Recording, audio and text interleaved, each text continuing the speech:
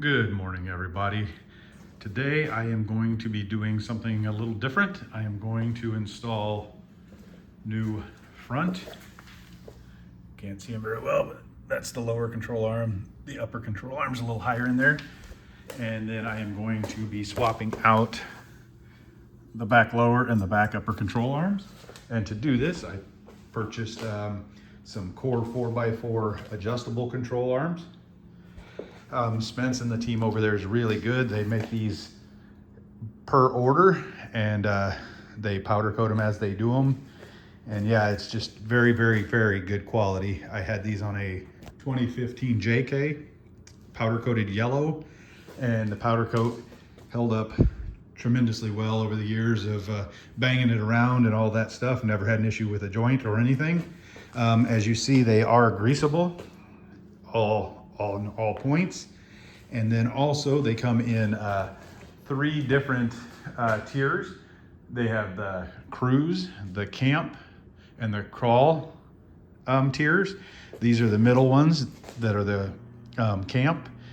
And the main difference between each and every one of them is just the ends. So the cruise series would have these connectors on both ends. And obviously the ones I have it on the one end. And then the crawl series have those connectors, those joints on both ends. So that's the main difference between their 3 tiers. And then also, if you go over to the website, they have sales all the time. Very, very great company to work with. Any questions, they answer emails tremendously quick. And they don't stop there. They have tie rods, they have drag links, they have steering rods, and you can get them powder coated into like 10 different colors. So one of the videos coming up, I may be doing all those other things too to add a little more red under the Rubicon Gladiator here. But that's why I chose the red. Depending on what Jeep you have, and you may want to match the body color. That's what I did on the last one. I'll try to include a picture of that with the control arms on it in this video. So my Jeep was yellow, they were yellow, it looked really good. So I'm just looking to do something to kind of brighten it up underneath the Jeep and give it a little accent color under there. So I'll get back to you with some more information here shortly. I'll be going under the Jeep and showing you how to change them and what size wrenches and everything you need. Pretty easy though, going from under the Jeep without it lifted. Just do one at a time, chalk the tires, put a jack under the differential just to keep it from hanging down on you. But yeah, piece of cake, and we'll see you in a bit. Okay, we're back under the Jeep, and here is the upper control arm on the passenger side. They're basically the same, but you will need a 10mm to take off that bolt to get this little shield off. And then there's one on the back side as well. And then at that point, you will need an 18mm for here, and an 18mm for right up in there. Take both those off. That'll come down. And then you can replace that one. And then for the bottom one, let's see if we can see it here.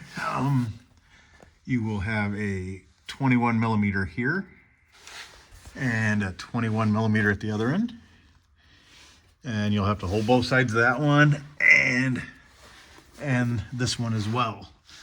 On the upper one, it does have a flange nut here that will do most of the holding for you. And the upper front, you will need to hold both sides of that one.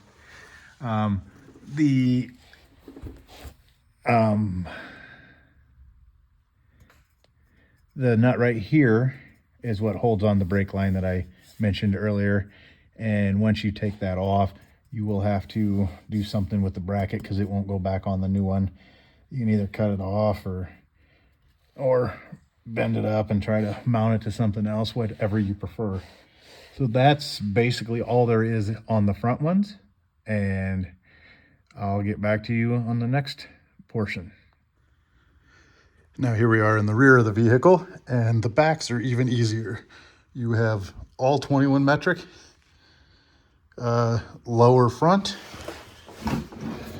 21 metric lower back, 21 metric upper back, and 21 metric upper front.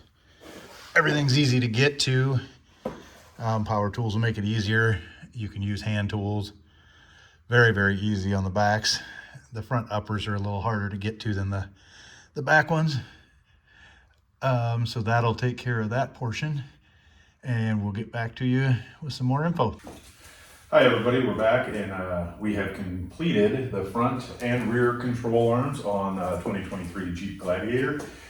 Here shortly I'll get underneath there and show you what they look like.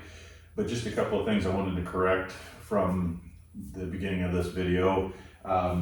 The bolts on the control arms, the bolt head side is 21 metric, like I said, but the nut side is 24 metric or 15/16, which is what I ended up using. And then you will have a brake line bracket that you'll have to figure out what to do with it because it no longer bolts onto the control arm. And then also you torque down all the control arms to 130 foot-pounds except for the front uppers. Those get torqued down to 75 foot-pounds. All in all, it wasn't a bad job. Me and a good friend of mine, we were able to tackle this in about 2.5 hours on a Saturday morning. We also use power tools, so that made it go a little bit quicker. Got all finished and greased when we were completed. Took it out for a test drive. I haven't had it aligned yet or anything like that, but it still drives just like it did before. Again, doing them one at a time, measuring them out. You're probably not going to have any issues with an alignment, but I do plan on having that done here shortly. So I will now get underneath there and try to attempt to get you some nice video of the finished product. They do come with Core 4x4 decals. I just haven't got those on there yet. But again, thumbs up to Core 4x4 and Spence and his team.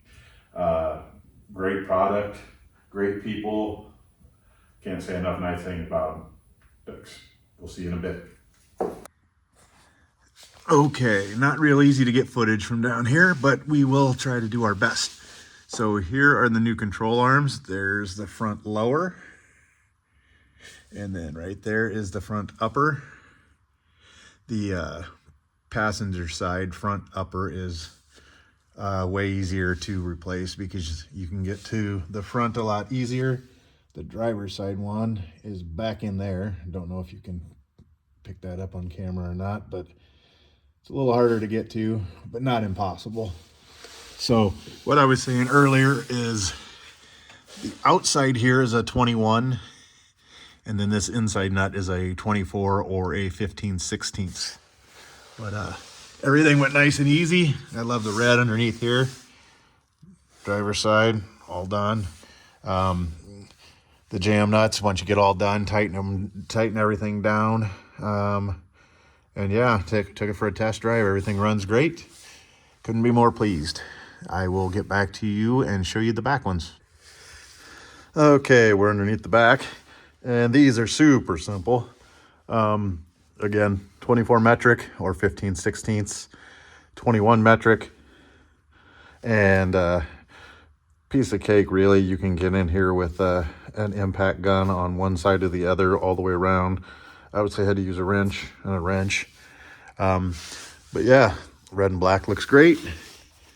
Flip you over here. Passenger side, red and black looks great. Completely greasable. Grease dirt there. And then this one's behind that one. But everything turned out fantastic. These were really fast. Took maybe, I don't know, 35 minutes to do all four in the back. But it's always easier with a friend. And like I said, I had a good buddy that helped me with them. And we knocked it out fairly quickly in my garage. With really no special tools. You could use hand tools if you really wanted to. But yeah, so it's a good investment. if I do a lift in the future, I will be able to extend these and keep my axles in the right place. So just setting it up for the future. I'm going to get a walk around from the upside of the Jeep, just so you can see what they look like there. Okay, welcome back again. Here we are standing up instead of laying under the Jeep. But here's the front. Kind of hard to see. The uppers you almost never see, but you can kind of get a peek of it right there. The red looks really good. Pardon me, the Jeep's a little bit dirty. It's winter here. And then here's the back ones. Look awesome. You can see a great amount of red in that one. Love the backs. And then if you go around to the other side, you can see the red accent in the back. And then the same in the front. Hard to get a shot of the upper, but it's there and it's red, and they look really good with my Rubicon stock shocks, which are red. But yep, that's the whole video there. Pretty easy install. Would recommend Core 4x4 to anyone.